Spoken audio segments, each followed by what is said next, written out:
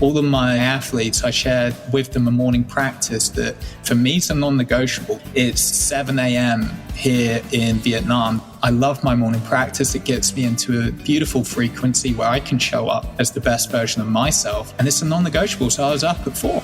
I get my movement in. I go through the mental process that is just reminders for me. I do a little self-study and I'm here and I feel pretty sharp with you because of the energy that I'm in. For that reason, I prefer to make it a way of being for my athletes or anyone that I'm working with. I would say, to have that balance rather than the extremes is always going to be what elicits maximum performance. Hi, this is Lucas McEwen from Abbotsford, BC, Canada, and I play at Ledgeview Golf Course. This is Golf Smarter, number 932. Consistency is in reach. Your potential is limitless. The mountain has no top with Gary Waters. This is Golf Smarter, sharing stories, tips, and insights from great golf minds to help you lower your score and raise your golf IQ. Here's your host, Fred Green. Welcome to the Golf Smarter podcast, Gary. Hi, Fred. Great to talk to you. Yeah, it's great to be with you. Thanks for having me on. Well, you reached out to me, and I'm always intrigued. Why would people reach out to me about being on the podcast, especially mental game coaches or mental coaches? I don't even know if you're a mental game coach, but that is your expertise is helping people set yourself free from inner suffering, which is a great line. And then in your line is also by mastering your relationship with yourself. Right. And I can see how that works for golf. I really can. How frequently do you get to work with golfers? Very frequently. I feel really blessed because I've got a history in the game. As my dad was a golf pro for 30 years. So I know the sport well. It's a sport that I was actually looking to go pro in myself when I was younger. And it was ironically the mental game that was probably the difference between, really succeeding in the sport rather than going in a different direction. But in my world, I'm so grateful for every little turn that happens because it's got me to where I am. So yeah, I reached out because I listened by chance, but as I just said, never any accidents in my world. I listened by chance to an episode you'd done and it resonated. And I thought I'd love to speak into that conversation, share a little bit, from my perspective, see if it resonates. And, we can hopefully add a lot of value here to some people that are tuning in. I'm curious to know if your father was a teaching pro for 30 plus years. What were the conversations that you had with him, and did they ever go into the mental aspect of golf? I'd say only towards the end as I got a little bit older. My dad never put any pressure on me to play golf, so it wasn't actually my first sport. I started taking it seriously around, I'd say, 12, which is quite late. To have a dad. To be a pro golfer, yeah. Yeah. So, for me, I was living out in Germany at the time where my dad was teaching golf, and it was a very young sport there. But for me, it was more ice hockey and football because they're bigger sports there than golf. It was quite a young sport. But I'm just assuming by your accent that when you say football, you're talking not about American football, but what we call soccer, right? Soccer, yeah, soccer. Okay. We'll call it football for you. That's okay. Yeah, I'll get into trouble from my fellow Brits if I started calling it soccer, I think. But yeah, don't do that. Lose your credibility immediately. I know. They're just all switched off, turned off. But as it relates to the mental side, it was actually much later in my life where I developed insights into the mental side of golf and sport in general. I coach people in all different sports because fundamentally, they're a golfer, but they're a human.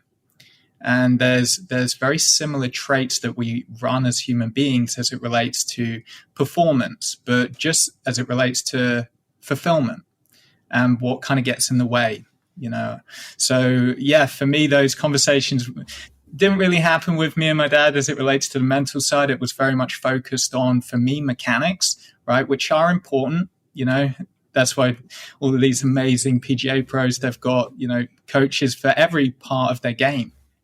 But for me, what I really noticed quite quickly in the realm of performance is that when it comes to that level, they've honed their swing so much that they're very close, apart from a few outliers, right? But what makes the difference is the mindset.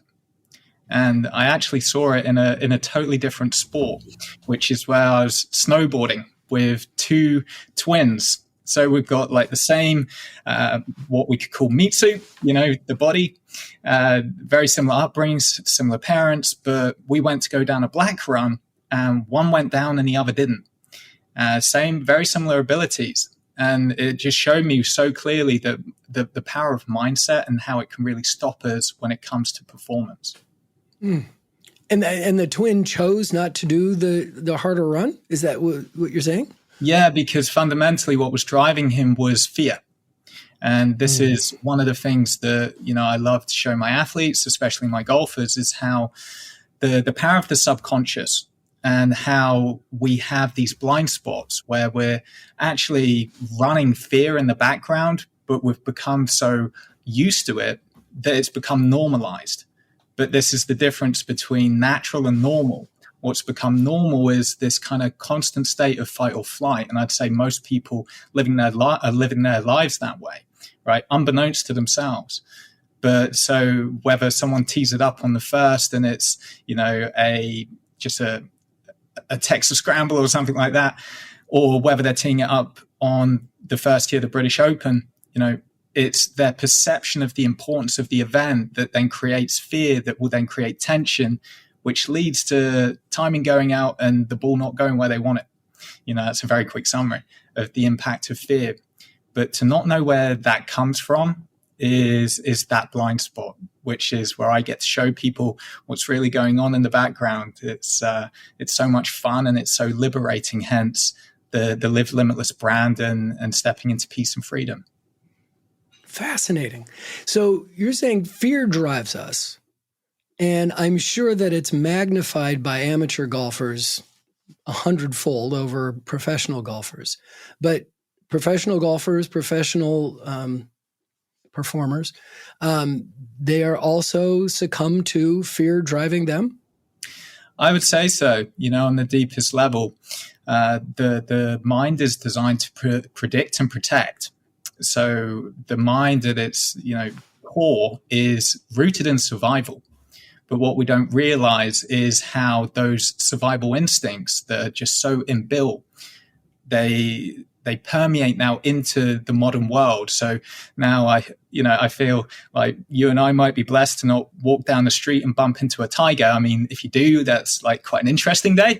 But, for us, it's threats to our persona, to our ego, to how people view us. And we now translate those survival instincts into those fears where if our persona is going to be diminished, we still go into fight, flight, or freeze. That creates tension. That creates resistance. And wherever we have resistance, whether you're swinging a golf club, a tennis racket, whether you're in baseball, any kind of tension, it puts you in a state of brace. Right. So before we can even move into taking action of swinging the golf club, there's that split second where we move out of brace into some form of flow. But if you're in stress, again, there's so much tension, you're not fully flowing. And those minute kind of milliseconds can determine missing a short putt. It can, whether you hit it out of bounds, whether you put it into the water hazard, into the bunker, whatever that is. So yeah, it's fascinating. It's that small difference that makes a huge difference. Yeah. And it's not just a reaction, it's internal. Yeah. And often just completely subconscious, as in like they're aware maybe of like a little bit of an elevated heart rate, but they've shifted into their sympathetic branch of their nervous system. Right. So parasympathetic is where we're just fully at peace. We're fully at ease, where we're, just going around with the guys or the girls and we're just having this amazing, beautiful practice round where everything's just flowing flawlessly, and you're taking on shots that, you wish you could do in the tournament. But when it comes to game time, that's where you see people just fall to pieces under the pressure. And it's unnecessary. It's real for that person. And fundamentally, it's the perception of danger.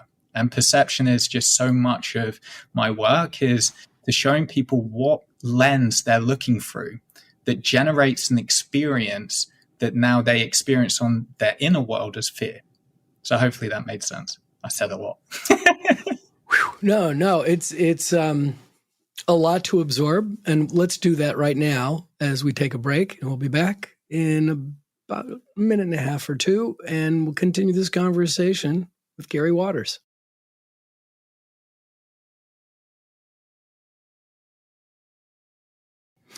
A moment ago, you said unnecessary.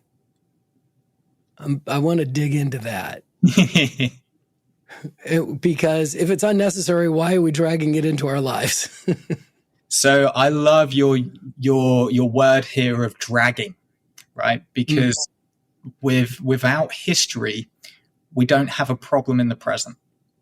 So what's actually happening is our past, whether it's perceived failure, and again I use that word very particularly, in that I'm incredibly focused on language, and we can go into that maybe in a little bit. But language for me is what limits us, the conversations in our mind. But the dragging is we drag our history into the present, as in past hurt is informing future fear that shows up in our present moment and leads to non-inspiring outcomes. I've never said those words in that order, but hopefully that resonated. Congratulations. I'm glad we were able to bring it here first. Just moving through me. But yeah, it's really recognizing that the inability to let go of our history is then what we use as a reference point as to why we can't do something. And therefore, how we show up in the present moment is just completely compromised. So the reason why I said it's unnecessary is that our natural state is peace, it's ease, it's a sense of joy, freedom. Yeah, we could put the words power and love in there, introducing love on a golf podcast, but that's our natural state. But most people are living in this kind of normalized stress response, or they're in the anxieties or in the depressions and the apathies. And it's just, for me, it's not necessary, but it's necessary until it's no longer necessary, as in it brings about almost like a desperation moment where we start to look within rather than externally. And that's where everything starts to shift. Interesting. You said the inability to let go of history. Yeah. I think maybe that should have been the name of the sport versus golf, because it would just warn people ahead of time. You sure you want to do this? Because whatever you do, it's going to haunt you. It's going to be there all the time. Yeah. Yeah. We build these past references that then create a real foundation for our belief of inadequacy that we have. I feel humans, we could bucket into believing that they're inadequate, that they don't have enough, and some form of insecurity, as in fear, which is where we started. But yeah, all of those past hurts, they build up and we carry them around, but they just feed into this fundamental belief that who we are is not enough. And that's where it gets really slippery, because that perception of self then generate the thoughts, the feelings that then generate the behaviors that then get the results. So for a lot of kind of mental coaches, they'll look at the behavior because it's the precursor to the result that followed it. But for me, that's just a little bit, or quite a lot of it, too early. We want to get to the root cause. And that for me is that perception. That's completely a blind spot. So there's no judgment, no shame, no guilt or anything. It's just unknown. We don't know. And this is like these beautiful awareness shifts that I love to share with my athletes, is to show them that in ways that they don't know, their mind is limiting them because they have a perception of themselves that does not allow, their world does not allow for them to actually climb the mountain that has no top, which is their potential. Oh, the mountain that has no top. Yeah. Okay, there's another name for the sport. Yeah, because, if we're saying that, you hear a lot, I'm going to help you reach your potential. I'm like, please don't. My potential is limitless, because that's how I view us, is that, we're human beings, but I prefer being human, which is just totally different. That's where we go within. This is where we discover our true nature. Probably goes a bit more into the esoterics here on the golf podcast, but right. That's okay. It's my favorite kind of conversation. It's just when we start to actually turn our attention from out there, and it's so natural to put our focus out there because based on the brain looking for survival threats. But the moment we can actually just take a minute, and this could be put under the level of under the auspices of mindfulness or something like that. I generally stay away from certain words that have this, fluffiness nature to them, where, I get a lot of, I'm a guy's guy, so I get a lot of guys just like mindfulness, like, how's that going to help me? Oh, that's okay. I'm from California. That's how we live. So amazing. Like, I need to move to California, right? But it's once we turn our attention within and we start to discover our true nature, that who we are is completely boundless, free. And when we really get in touch with that through invalidating who we're not, then what starts to happen is you live from that space and you play from that space. It's where you are just completely committed to what you want to achieve in the world, but you're no longer attached to that, as in you can be with all circumstances. And that's my definition of success. Most people are focused on accumulation, on the trappings of like the status, the car, the house, the girl or guy on your side, whatever you're into. But for me, the true definition of success is the ability to be with life regardless of what shows up, to maintain my peace. Because from that state, Fred, anything's possible, especially when it comes to then high performance sports. Right. But what about us? What about the amateurs? How do we stop sabotaging ourselves with this? What tools do we have available to us, or should we be aware of? So again, I love your language there. What should we be aware of, right? Because my role here as like a coach to whoever I'm sat in front of, I often get that question. Hey, what's the number one thing that I can do? What's like the tool, right? And for me, I'm not so much of a tool guy, which can often be disappointing. Sorry, but I'm actually more in the world of awareness, right? Because tools is more in that behavior that I was speaking about earlier. It's like, oh, what should I adjust? Or like what? And there are some great things you can do. But if you're just using tools, then what you're doing is just sustaining like your current version of yourself, but just surviving on through it. And so that can be in life, but in your golf game, you're just kind of like adapting. You're adjusting your behavioral adaptations it's on top of that which is driving the car, if that makes sense. So what we want to get to is that deeper level of code, the subconscious mind. And it's no different for the everyday golfer than it is for the pros, because as I started this podcast, like it's a human being underneath the surface. And based on what triggers us within is our perception of reality. So for the amateur golfer, they might be playing like their gold medal, like their main tournament of the year. They're not feeling less pressure. They're not feeling less tension. They've activated their stress response in the same way as, a Tiger Woods or a Rory McIlroy. Like it's a human system that's activated based on the perception of fear. So it's the same, if we want to call it tools, but more the same awareness shifts that, in this moment, something is a perceived threat, but is that really true? And that's what I love to investigate with anyone that I'm working with is that, is it truly a life threat? Do we need to call you an ambulance right now? Or how is that truly, what's driving that? Is it some form of like, I'm trying to avoid not being enough? What am I trying? What's my intention behind it? And that's where we get to the real juicy part, which is once you realize it's not actually a truth, it's just a belief, then you can let it go. That's where you shift from resistance to life, which doesn't feel like resistance in the moment, but it is, to acceptance. And that's where peace arises. That's where flow happens. And that's what we could call, being in the zone, or that flow state that so many people are searching for outside of themselves. But actually, it's an internal process. Wow. Take another time out. We'll be back right after this.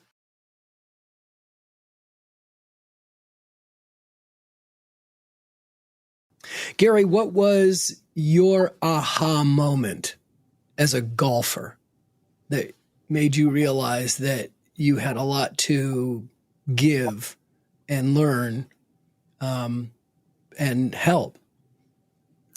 Yeah, it's a beautiful question. Especially growing up around a golf pro. Yeah, beautiful question. And for me, Fred, if I'm completely honest with you, it didn't happen as a golfer. I got to a point where I just decided who I was as a golfer was inadequate. I was not enough. So I'd actually got into the world of physical fitness. I used to be a trainer, so I've kind of got the body covered, right? But it was actually through moving into a different career where I hit absolutely rock bottom.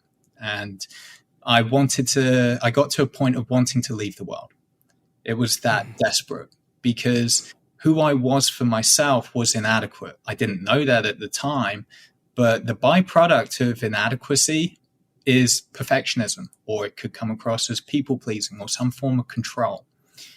But I was doing all that I could, Fred, in order to, look amazing, in order to have all of the money, have all of the success, have the girl on my side, all of this, then I would be enough. And that's an exhausting proposition. So for me, the big aha moment was actually desperation. It was passing out on my office floor, not knowing what to do, so confused, because I was actually starting to achieve some of these things that I thought would make me happy. Yeah, I had a number one business. It was good in my field. Yeah, I had a good car, great girl on my side. So all of these things, but that's where I started to realize, wait a minute, it's not out there that's the generator of my fulfillment. It's somewhere else. And at that point, I didn't know where. So I got into personal growth, which I had no idea even existed, right? Mm-hmm. And it led me on quite a interesting path with different mentors that have been both life-saving and hugely inspirational in my career. A lot of what I'm sharing now, to be honest, isn't like my genius. I don't take credit for it. It's stuff that I've learned from them. But it was that awareness shift for me, that recontextualization of life, the shift in perspective that changed everything for me.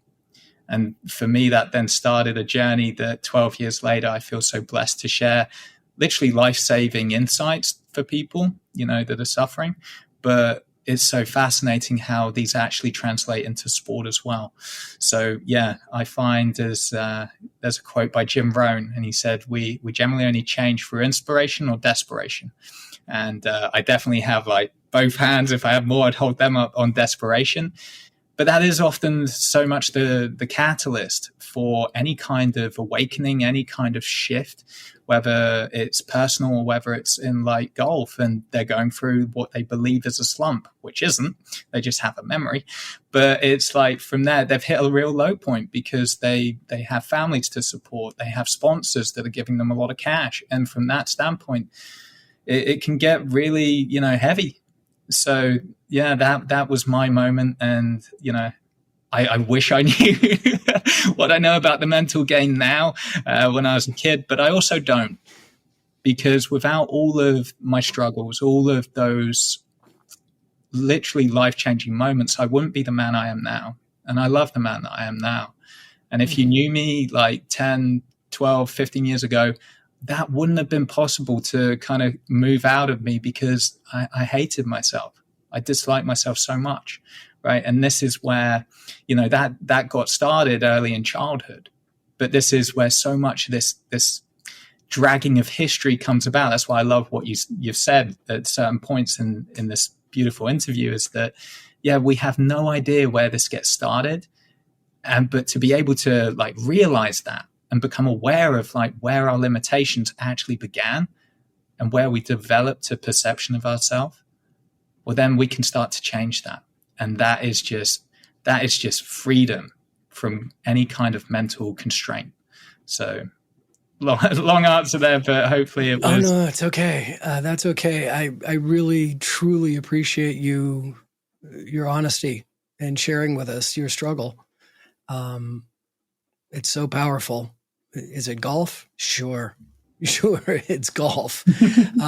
But again, I thank you for sharing that. You're welcome. And, I think my story, it's not that unusual. And that's why a lot of people resonate with me, is that so many people have got this, going on under the surface, but they feel like they can't share because there's, elements of vulnerability, and especially not in just men, but I find it most common in men. It's like, don't show weakness, right? It's just, for me though, vulnerability is like a superpower, because the only person that's truly vulnerable is the person that's hiding, because they can then be found out. So the moment where we can share ourselves is the moment where we actually get true connection with others, whether it's, playing around a golf, which is beautiful for like mental health, to be able to share with people that can really hold a space for you, or whether it's like a coach. And that's why I'm blessed to work with just incredible people, is because in that realm of, let's say, celebrity to a certain degree, there's so few people that they can actually trust to be able to hold a space and speak into, where someone really gets their reality, where they can truly listen from a place of non-judgment. And I said before the word love, but that's truly where I come from, because without those experiences, Fred, I just couldn't have sat opposite someone and go, do you know what, mate? I know how you feel, because I do, because I've been to the lowest of the lows, and I know that you can come out of it. Yeah. So, that's where golf can take you though, right? It's just how many amazing tour pros have we seen actually achieve what they've been setting out for their whole life, and then fall into a slump, into depression, because they've kind of reached the top of their success mountain, not knowing that there is no top, but, from their perspective, they have. And it's like, where now? What now? Right. Or like they have this identity linked with being a pro golfer, and then suddenly they're retiring, and then it's like, well, who am I? And that causes just a ton of confusion and hurt and upset. So it's it's powerful to unpack. Yeah, like there's one Tiger, there's one Arnie, there's one Jack. Very few of professional golfers get to achieve and recognize continued success. So many golfers, professional golfers, never get to the top. Or maybe, I remember speaking to a pro golfer once who had a 20 plus year career on the tour, and he said, I only won 4 times. It's like, wow, you won 4 times on the PGA Tour. But it was unsatisfying in a sense. Listening to him talk, I got the sense that it was unsatisfying after putting a life of work into it, and it wasn't fulfilled. Beautifully said, right? Which it speaks so wonderfully into what we were talking about earlier, which is it's our perception of reality that generates our inner experience. In the same way Fred does. It's just like, for somebody else, winning 4 times on the PGA in PGA Pro events is just like, it's amazing. Like, I'm so fulfilled. It's the best thing that, I had a successful career, right? But for someone else who maybe has like this, but I never reached my potential. Well, now they're in a world of suffering, but the event's the event. Yeah, it's our perception, our context as it relates to the content of life that determines our experience. But what we don't realize is that context, that perception of life was built when we were children. It might look like, maybe he won a couple of tournaments in junior golf, and his dad just said, "Oh, how'd your round go, son?" And he was like, "Oh, I shot like a 69." And, he was like, "Okay, well, how many shots did you leave out there?" Right? A beautiful intention from a parent. We're not putting down parents. They're just doing the best they can. And you could hear probably in the father's words how, he just wants the best for his son. He just wants him to become the greatest expression of himself as it relates to golf. But here, this little kid quickly learns that what I'm doing is not enough. And that then starts a pattern of a lifetime. So he can never actually reach that goal because it's never enough, because he'll keep perpetuating that until he realizes there was never anything wrong with him. Where he's at is where he's at, and what he's achieved is beautiful. And that then gives rise to that feeling of just joy and fulfillment. But that's why we can never, and I can just say never, never, never, we can't find fulfillment externally. It's just not possible. One, because the moment we get it is like the moment we start to be able to lose it, which then sets up a different fear. So it's all internal programming. And we get to decide when we want to feel fulfilled. Well said. Thank you. I had to let a pause happen there. Let's take one more break, and then we'll be back and figure out how this applies to us as recreational golfers after this.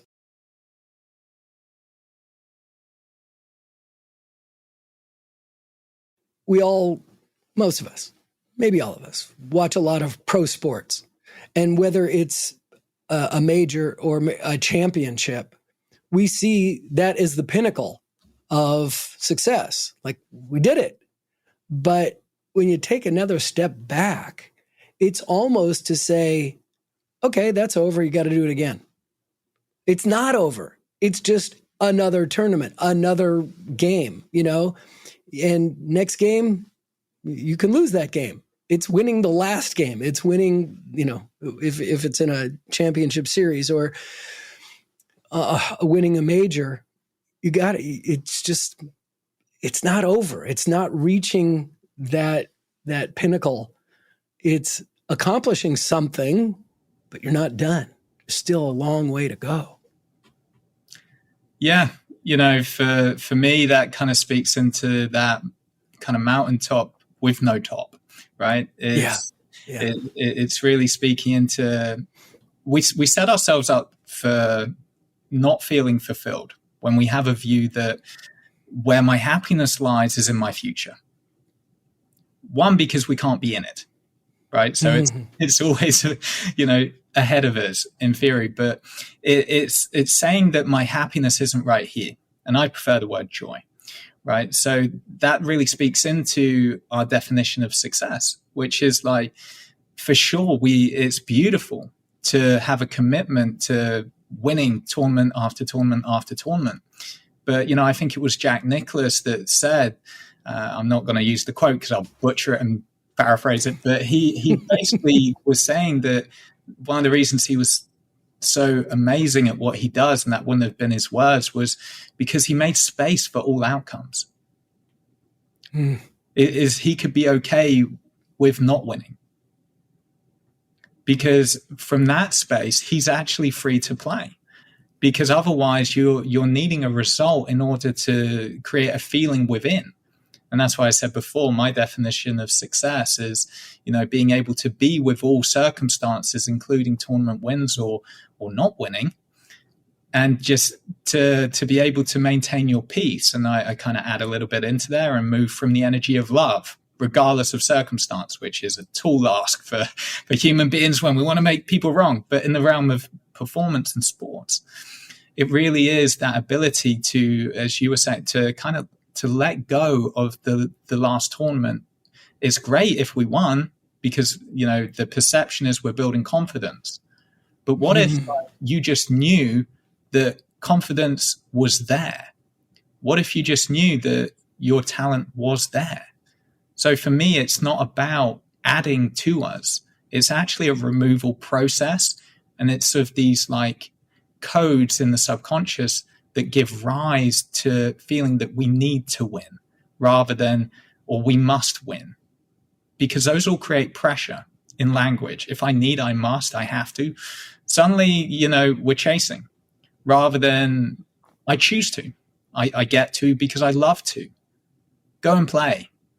But because I can be with all outcomes, I'm actually free to go play from a level of flow. And the irony is, Fred, when people let go of all of this pressure, all of this tension, they just show up like they do in practice and they just go smooth it down the fairway. They hit it to within a couple of inches and that's that flow state. They're not trying, they're not forcing. And that's the difference between force and power. Yeah, I'm not interested in force for my athletes. It's power. But they can be okay with the outcome regardless. And that is a powerful human being. How about those folks that are motivated by the pressure? It's like, I have to birdie this hole to win this and deliver at that point. Or the rest of us that's like, if I don't par this hole, I'm not going to shoot my best round. And inevitably, that's what's going to happen. Yeah, self-fulfilling prophecy, right? We worry about a bad future that hasn't even happened yet, right? That's, that's where we bring the negatives into it, like, oh, this might happen or this might happen, as opposed to just remembering that the word is play. Yeah, it's a game. It is, and we take it so seriously, and I get it. So a couple of elements to what you said, which was so amazing, but it's speaking one into the future-based conversation that we have, which is, when you get to the root cause of that's anxiety, right? And that's on a continuum of like panic, terror, anxiety, maybe worry, fear, mild concern. So there's like on a continuum. But it's just like, that's all future-based conversations. But we create a circumstance. Our brain creates the circumstance. Oh, I better make that birdie. Otherwise, basically what we're saying, it's not going to go well for us, perceived threat. But this brain creates a scenario in our mind, doesn't exist, that same mind tries to fix, it tries to overcome, it tries to avoid. So in essence, what we're actually scared of is our own imagination. So when I really got that, I almost fell off my chair because I was like, oh, I'm making it up in essence. But that's where our past is influencing our future. So it's one of the masteries that I help people understand is their relationship to time. You started off the podcast by saying when you master your mind or you master your relationship to life, whatever that is, this is a relationship to time. Past hurt, what I said before, is informing our future. But if I deleted your memory, Fred, where's your problems? They're just not there. So that gives a good indication as to how we're using our history to worry about the future, right? And then the second part of your question was, I get it all of the time. And it's such a powerful question, which is, what I've used force and power, force and pressure to get where I'm at. Well, if I let that go, then, am I just, what's going to happen to my performance? Because they've relied on that, I get it in all different kind of sports. It's like, oh, I'm going to put myself under that pressure and then I'll perform. It's force. There's no power there. So I open up people's minds to actually just an invitation to be able to consider that actually that force-based mentality of pressurizing yourself has actually been your block to a potential that is limitless. So it's actually a limitation, not something that's helped you. Because if you were in the arena of peace and freedom and flow, what could you have achieved? We don't know. But I actually assert you would have achieved way more than this pressure-based container that we put ourselves in, that we don't because it comes from our conditioning that's external. So hopefully that's a lot there in one question. Wow. So I'm curious, for many people in the Northern Hemisphere, especially in the Northeast United States, and I'm sure in the UK as well, the winter is a time where you just have to put your golf clubs away for a number of months. And for people who live in the southern states, and near the equator that get to play golf, or even in Australia, places like that, where you get to play 12 months a year. I'm wondering what the mental state, if it offers an advantage when you take a number of months away from the sport, or is it the regularly playing weekly, monthly, however you play, how often you play, is that enforce it, or does that break it down even further? Does that question make any sense? Yeah, totally. I get what you're asking. Okay, thank you, because I wasn't sure what I was asking there. I knew where I wanted to go, but I'm not sure if I made it there. So. No, you did. Or at least I got it from like how I was hearing it. So okay, great. Yeah, so for me, it's completely an individual process, you know. But yeah, it's a cop out. I know, on the fence, right? But it's for me, it really. I would just, instead of focusing on what somebody's doing, I would be looking at the energy that they're moving from, right? So we could say consistent repetition is great for integrating something in somebody's swing. Yeah, maybe like perfecting the golf swing. There's no doubt in my mind that obviously the practice is necessary, right? We don't want to just go, oh, it's all mindset and there's no physical element. No, in my world, it's physical, psychological, emotional, energetic, right? So from that standpoint, it's like there's a practice that's required of the physical. But then the reason why I said it's kind of individual, it's because it's based on their deeper inner world, as in like their perception of life. So for some people, they're going to really benefit from a little bit of time out, to be able to reset, to pause. And what I prefer, though, is instead of having these kind of extremes of long breaks and then intense practice, is to make it more a way of being, where it's integrated. All of my athletes, I shared with them a morning practice that for me is a non-negotiable. Like it's, 7 a.m. here in Vietnam that I'm having this podcast call. But because of that, though, I love my morning practice. It gets me into this beautiful frequency where I can show up as the best version of myself. And it's a non-negotiable. So I was up at 4. I get my movement in. I go through the mental process that it's just reminders for me. I do a little self-study and I'm here and I feel pretty sharp with you, right? Because of the energy that I'm in. So for that reason, I prefer to make it a way of being for my athletes or anyone that I'm working with, because I work with like the whole gamut of, people's experiences and different lives. But yeah, I would say, to have that balance rather than the extremes is always going to be, for me, what elicits just maximum performance. Beautiful. That's wonderful. How do people find you, get in touch with you, follow you on the internet? Yeah, so I've been a little bit of a ninja these last kind of 7-8 years of coaching. So for me, doing these podcasts is so fun. But to reach me, the most direct route is via my website, which is garywaters.co.uk. I am on Instagram. I just use that to put out free content because that's how I learned when I got started. I didn't have the money to invest in like the mentors I do now, which is just like, I feel so lucky. So I put out information on my Instagram.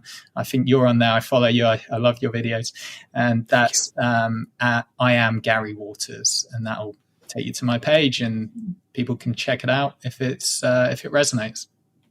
And that's the letters I am Gary Waters? Yeah, Gary Waters. As opposed to I-A-M? Yeah, I-A-M, Gary Waters. Gary Waters. Oh, it's I-A-M. Yeah. I am. Okay. Yeah. Because Gary Waters was taken. I can't get it. Right? It's gone. Track that guy down. I know. I've tried. If anyone knows him, send him my way. No. That'd be great. Gary, it's been great talking to you. I really appreciate your time and having this conversation. We've learned a lot. Thank you. And yours, Fred. I just want to give you a reflection. Like, the work that you do is amazing. You know, so many people are benefiting from what you're sharing, the experts that you're connecting with. And I just want to thank you for your time, because for me, that's the most precious resource that we have. My thanks to our newest Golf Smarter ambassador, Lucas McEwen from Abbotsford, BC, Canada. Lucas seems to be another listener who has a high-quality microphone and wanted to record and send the file as opposed to just recording his episode opening by calling our toll-free listener line. Nice job, Lucas. And with that, he's received a free link to Tony Manzoni's video of the Lost Fundamental. I encourage you to become a Golf Smarter ambassador with the incentive of getting a choice of 3 great gifts for your effort by telling us where you're from and where you play. Like Lucas, you can choose Tony Manzoni's video of the Lost Fundamental, and other choices include a glove and glove storage compartment from redroostergolf.com, or our third newest option for you to choose is an 8-pack of Flight Path golf tees at flightpathgolf.com. Just write to me directly, and I'll send you some simple instructions on how to record an episode opening that takes, if it takes you a minute, I apologize for cutting into your day. Check out today's show notes to find links about each gift that you have to choose from. And if you have any questions, comments, suggestions for upcoming episodes, or want to join our list of Golf Smarter ambassadors who've received that free gift, write to golfsmarterpodcast@gmail.com, or just click on the Hey Fred button when you visit us at golfsmarter.com.